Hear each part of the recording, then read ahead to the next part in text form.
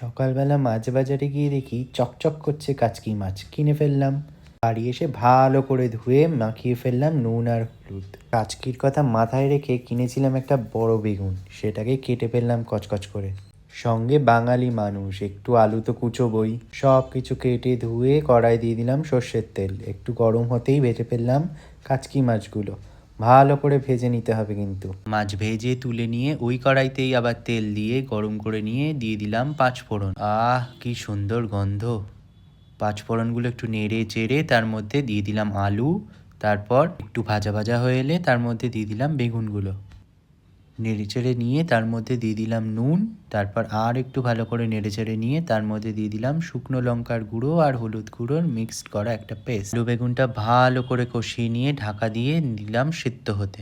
ঢাকা তুলে মাঝে মাঝে নেড়ে নিলাম। কিছু ভালো মতো সেদ্ধ হয়ে গেলে তারপর দিয়ে দিলাম তার মধ্যে ভেজে রাখা মাছ আর কাঁচা লঙ্কা দিয়ে আরও একবার নেড়ে চেড়ে নিয়ে ঢাকা দিয়ে কিছুক্ষণ রাখলাম।